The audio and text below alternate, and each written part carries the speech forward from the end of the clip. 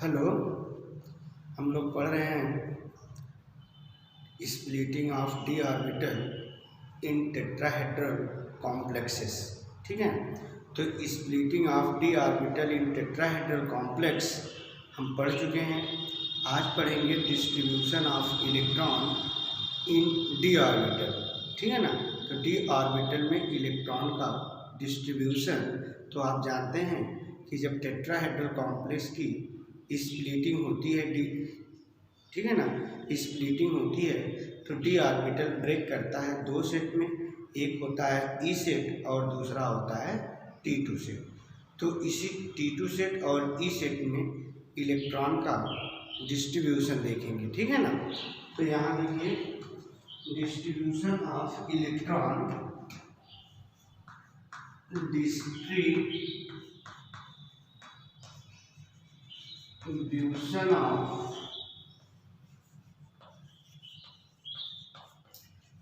Electron E and T2 set, distribution of DN electron E and T2 set, electron E and T2 set।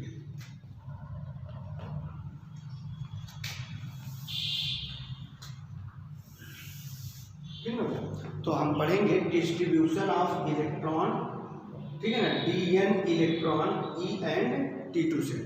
तो आपको पता है कि tetrahedral complex में जो डी ऑर्बिटल की स्प्लिटिंग होती है दो सेट में होती है। एक होता है ई सेट और दूसरा होता है T2 सेट।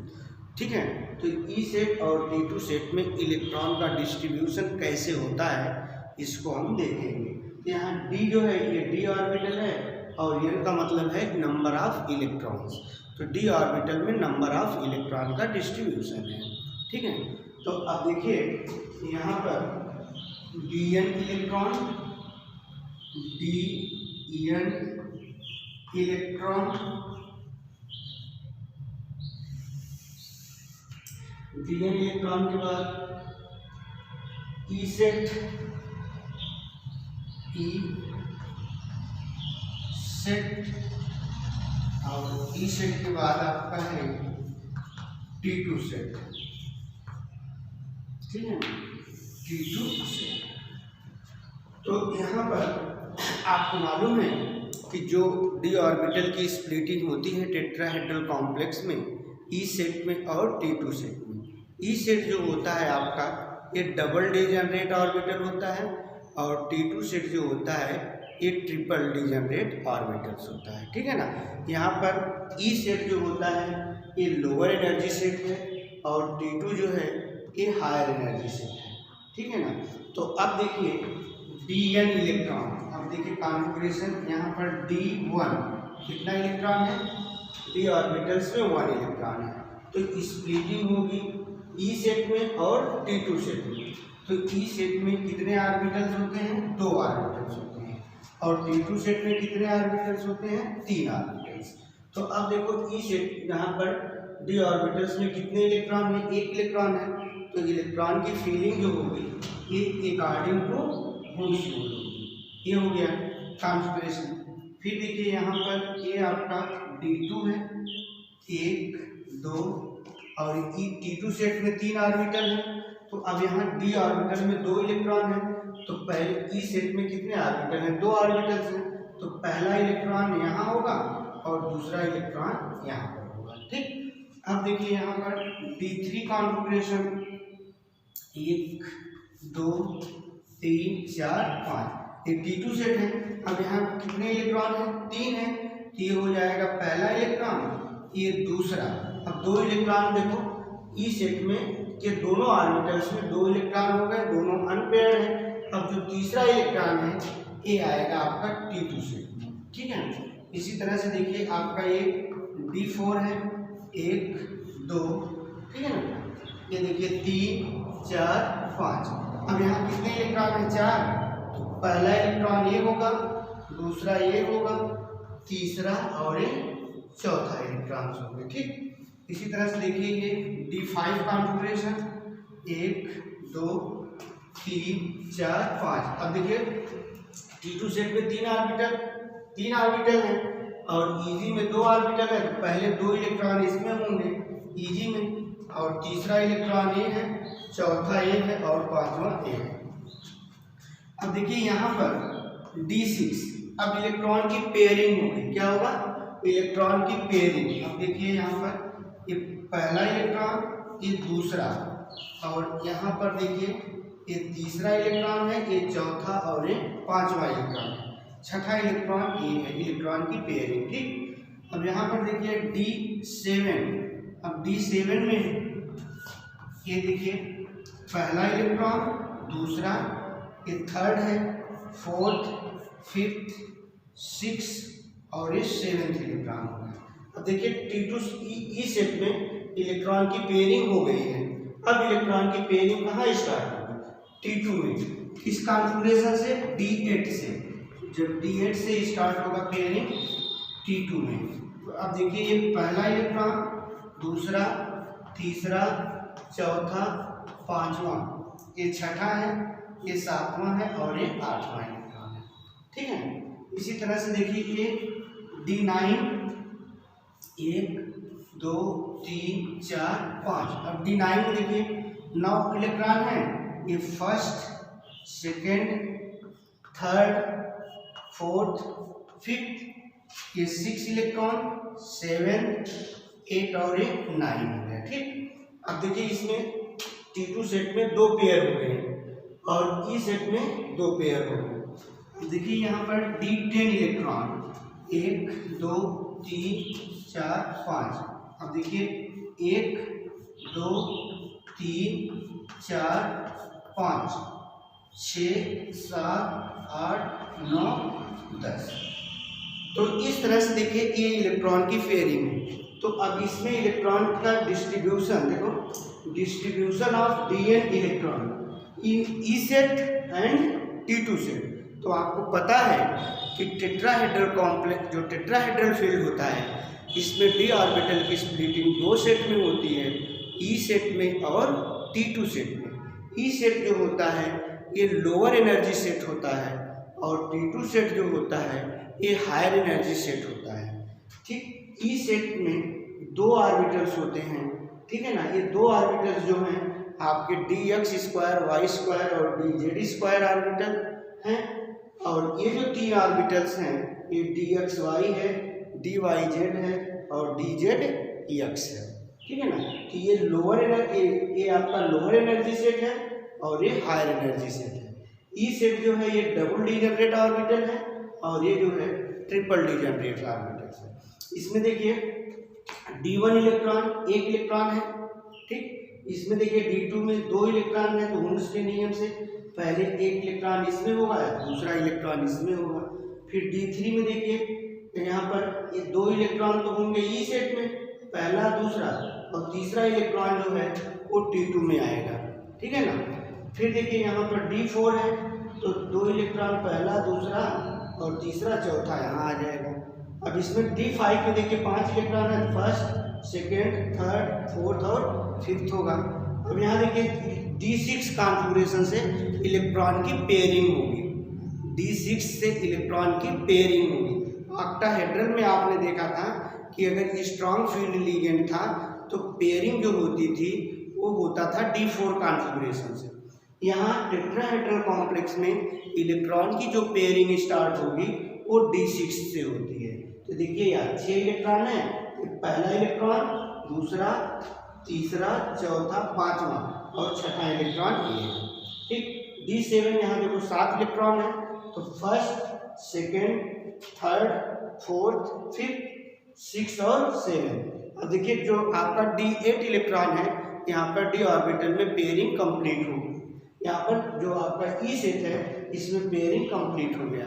ठीक, अब जो है D9 में देखिए, D8 में देखिए ये 2, पहला, दूसरा, तीसरा, चौथा, पांचवा इलेक्ट्रॉन, ये छठा इलेक्ट्रॉन, ये सातवां इलेक्ट्रॉन, आठवां इलेक्ट्रॉन जो आएगा वो T2 में आएगा और यहाँ ये देखो पेयरिंग होगी। ठीक है ना। फिर इसी तरह से D9 में देखिए यहाँ पर T2 में 2 पेयरिंग हो गई है और इसमें देखो एक अनपेयर्ड है। अब D10 में देखिए सब पेयरिंग हो गया है, E सेट में भी पेयरिंग हो गई है और T2 सेट में भी पेयरिंग हो गई है। तो इस तरह से डिस्ट्रीब्यूशन ऑफ Dn इलेक्ट्रॉन, ठीक है ना, E and T2 set, in E and T2 set में, ठीक है ना। अब इसके बाद देखिए ये कौन सा सेट है, E सेट है और ये T2 सेट। अब इसके बाद calculation of crystal field stabilisation energy. देखो बेटा आपको मालूम है कि the energy difference between e set and T2 set, e set और T2 सेट के बीच जो एनर्जी डिफरेंस होता है उसी को हम कहते हैं क्रिस्टल फील्ड स्टेबलाइजेशन एनर्जी। क्या बोलेंगे, क्रिस्टल फील्ड स्टेबलाइजेशन एनर्जी। तो अब हेडिंग देंगे calculation of crystal field stabilisation energy. इसको मिटाते हैं, calculation of crystal field stabilisation energy.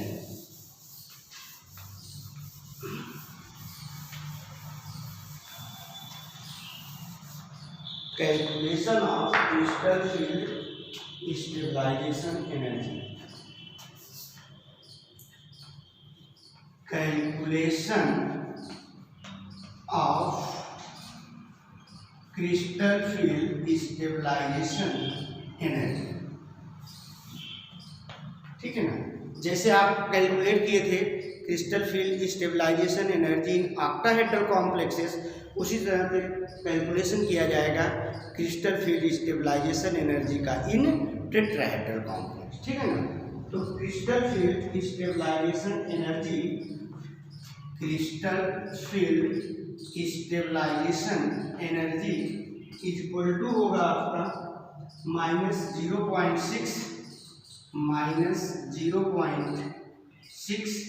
Into, ठीक है ना, -0.6 into ENE plus 0.4 into ENT2, ये हो जाएगा आपका डेल्टा टी और प्लस पेयर। अब कितने पेयर होगा इलेक्ट्रॉन, एक पेयर की, दो पेयर की, तीन पेयर, एक, ठीक है ना। यहाँ लिखेंगे कि पी का मतलब है पेयरिंग, पी का मतलब क्या है, पेयरिंग, ठीक है। इसके बाद देखिए calculation of crystal field stabilisation energy. तो calculation of crystal field stabilisation energy में ये देखिए यहाँ पर होगा ये Dn इलेक्ट्रॉन,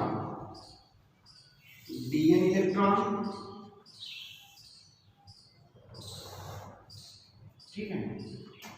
फिर इसके बाद है आपका Dn इलेक्ट्रॉन के बाद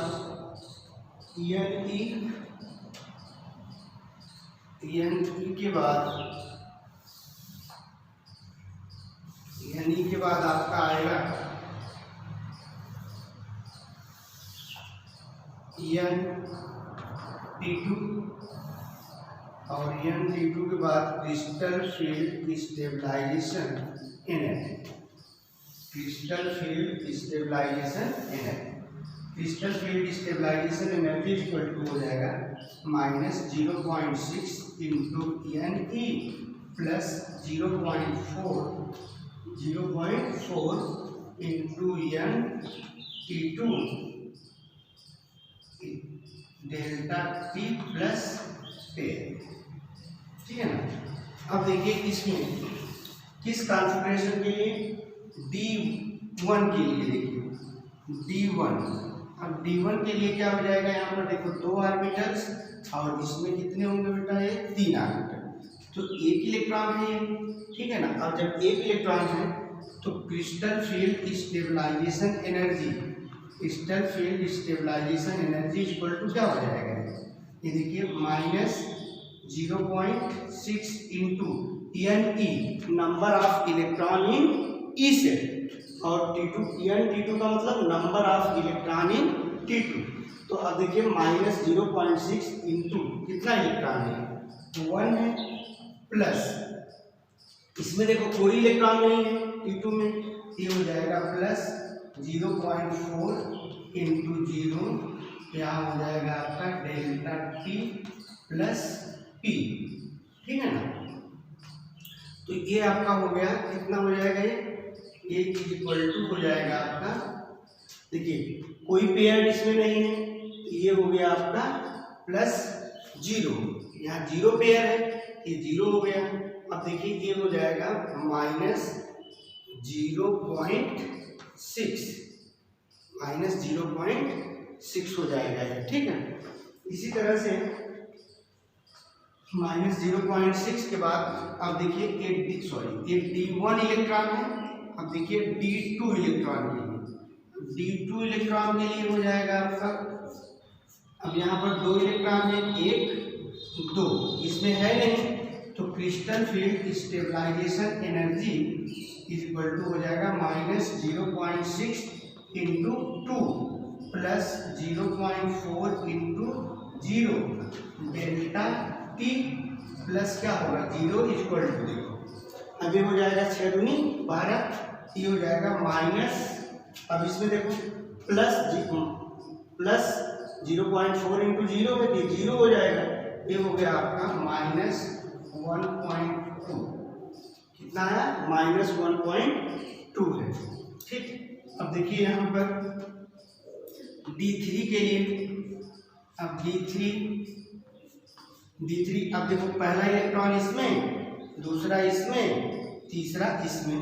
अब यहाँ पर क्रिस्टल फील्ड स्टेबलाइजेशन एनर्जी अगर आप निकालेंगे ये हो जाएगा -0.6 इंटू 2 प्लस 0.4 इंटू, अब देखो एक इलेक्ट्रॉन है ना T2 में, तो यहाँ पर हो जाएगा 1 delta T plus 0 equal to क्या हो जाएगा, अब देखो 6 दूनी 12 और 4 एक कम 4, तो अब यहाँ पर 1.4 होगा, 1.2 होगा।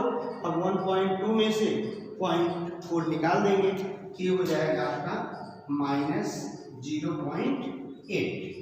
अब देखो ये हो जाएगा, इसमें मल्टीप्लाई करेंगे तो ये हो जाएगा 1.2, ये माइनस है, ये हो जाएगा प्लस 0.4, तो ये हो गया कितना 8 हो जाएगा, ये हो गया 0, तो ये कितना आ गया -0.8। अब फिर देखिए इसके बाद आपका एक D4 कॉन्फ़िगरेशन। अब D4 कॉन्फ़िगरेशन के लिए ये पहला इलेक्ट्रॉन, दूसरा, तीसरा और चौथा। अब देखिए यहाँ क्या हो जाएगा, ये हो जाएगा -0.6 इंटू 2 प्लस 0.4 इंटू 2 हो जाएगा। अब 2 कहाँ से आया, एक 2 इलेक्ट्रॉन है, इसमें यहाँ 2 लिखा गया है, T2 सेट में 2 इलेक्ट्रॉन है, delta T plus 0 equal to minus कितना हो जाएगा 6 दूनी 12 4 दूनी 8, ये आएगा -0.4 आएगा। फिर देखिए D5 configuration, D5 first, second, third, fourth, fifth electron. तो अब यहाँ पर क्रिस्टल फील्ड स्टेबलाइजेशन एनर्जी हो जाएगा -0.6 इंटू 2 प्लस 0.4 इंटू 3 हो जाएगा, ये डेल्टा T प्लस 0। देखो पेयर नहीं है, एक भी पेयर नहीं है, देखो पेयरिंग नहीं है यहाँ पर, तो ये हो गया आपका इक्वल टू हो जाएगा, देखो 6 दूनी 12 4 दूनी 12, ये हो जाएगा 0.00, ठीक। लेकिन अब इलेक्ट्रॉन की पेयरिंग हो रही है, इलेक्ट्रॉन की क्या हो रही है पेयरिंग। देखो D6 इलेक्ट्रॉन है, 1 2, ठीक है, 2 3 4 5।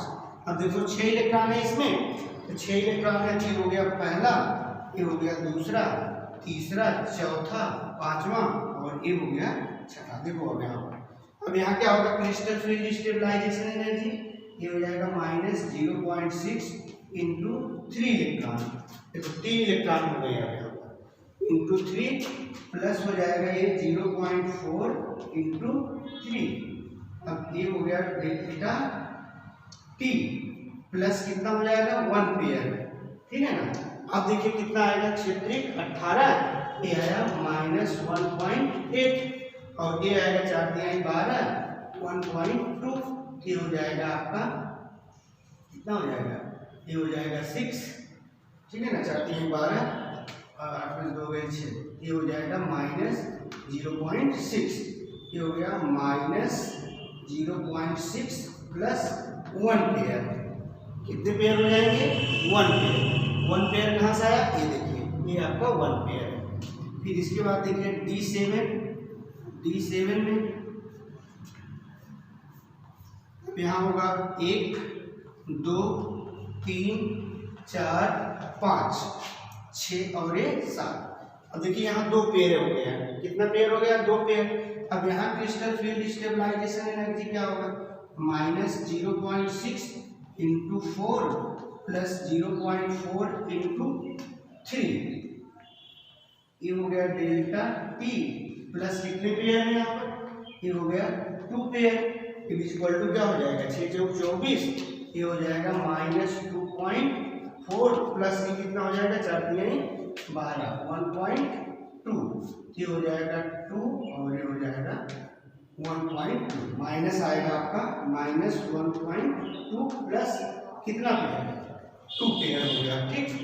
इसी तरह से देखिए D8 1 2 3 4 5, कितने इलेक्ट्रॉन है, 8, पहला दूसरा तीसरा चौथा पांचवा छठा सातवां और ये देखिए 8वां। अब यहाँ पर देखो कितने पेयर हो गए, 3 पेयर हो गए, ये हो गया इक्वल टू -0.6 इंटू कितने इलेक्ट्रॉन, 4 इलेक्ट्रॉन प्लस 0.4 इंटू यहाँ पर भी हो गया कितना 4, ये हो गया डेल्टा टी प्लस कितने पेयर हैं, 3 पेयर, इक्वल टू क्या हो जाएगा, 6 चौक 24 4 चौक 16। अब यहाँ देखिए ये हो गया 2.4 प्लस हो जाएगा माइनस, ये प्लस हो जाएगा 4 चौक 16 1.6, ठीक है ना। अब ये हो गया 14 में से 6 गए 8, ये हो जाएगा -0.8 प्लस कितने पेयर हैं, 3 पेयर हो गया, ठीक।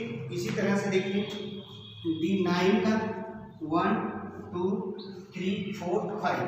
अब D9 में पहला इलेक्ट्रॉन दूसरा तीसरा चौथा और एक 5वां, छठा 7वां 8वां और एक 9वां। अब देखिए यहाँ पर 4 पेयर हो गया, 1 2 3 4, 2 पेयर ई सेट में और 2 पेयर E2 सेट में। तो ये हो जाएगा crystal field stabilisation energy -0.6 into 4 plus 0.4 into कितने इलेक्ट्रॉन है इसमें, 5 इलेक्ट्रॉन है, ठीक है ना, 5 इलेक्ट्रॉन डेल्टा टी प्लस कितने पेयर है, 4 पेयर, इक्वल टू कितना हो जाएगा, 6 चौक 24 2.4 4 5 20, ये आएगा -0.4 प्लस 4 पेयर। इसी तरह से देखिए आपका ये D10 है। अब D10 में पहला इलेक्ट्रॉन दूसरा तीसरा चौथा पांचवा छठा सातवां आठवां नौवां और 10वां, ठीक है ना। अब 10वें इलेक्ट्रॉन के लिए देखिए क्या हो जाएगा, crystal field stabilisation energy equal to हो जाएगा ये -0.6 into 4 plus 0.4 into 6 delta T equal to हो जाएगा आपका, नहीं प्लस कितने पेयर हो रहे हैं, 5 पेयर, यहाँ हो जाएगा 5 पेयर इक्वल टू देखो 6 चौक 24 2.4 माइनस 2.4 यहाँ होगा और माइनस प्लस 2.4 यहाँ होगा, ये हो गया 0, ये हो गया 0.0 प्लस कितना 5 पेयर प्लस 5 पेयर, ठीक है ना। तो अब यहाँ पर ध्यान दीजिए, जो आपका ये D5 कॉन्फ़िगरेशन है, कौन सा कॉन्फ़िगरेशन, D5। तो टेट्राहेड्रल फील्ड में D5 कॉन्फ़िगरेशन के लिए क्रिस्टल फील्ड स्टेबलाइजेशन एनर्जी क्या है, 0 होती है, ठीक है ना। और फिर इसके बाद D10 कॉन्फ़िगरेशन के लिए टेट्राहेड्रल कॉम्प्लेक्स में क्रिस्टल फील्ड स्टेबलाइजेशन एनर्जी 0 होती है, ठीक है ना। लेकिन यहाँ पर देखिए जो D10 कॉन्फ़िगरेशन होता है, D10 इलेक्ट्रॉन होता है, इसमें इलेक्ट्रॉन कितने पेयर होते हैं? 5 पेयर होते हैं, ठीक है ना। तो इस तरह से रहा ये calculation of crystal field stabilisation energy. तो आपसे पूछा जाता है calculate the crystal field stabilisation energy for D9 in tetrahedral complex, ठीक है ना। फिर पूछ सकता है calculate the crystal field stabilisation energy of D7 electron in tetrahedral complex, ठीक है ना। तो टेट्राहेड्रल कॉम्प्लेक्स में जब ऑक्टाहेड्रल कॉम्प्लेक्स की बात करेगा तब आपको पता करना होगा कि हमारा लिगेंड्स स्ट्रॉन्ग फील्ड है कि वीक फील्ड है, ठीक है ना। तो वहाँ पर उसका निकालेंगे। तो इस तरह से रहा ये आपका calculation of crystal field stabilisation energy, ठीक है ना, इन टेट्राहेड्रल फील्ड। इसके बाद आपको पढ़ाएंगे जो लास्ट टॉपिक है splitting of D orbital in square planar complexes, splitting of D orbital in square planar complexes कल पढ़ाएंगे, ठीक है। Thank you.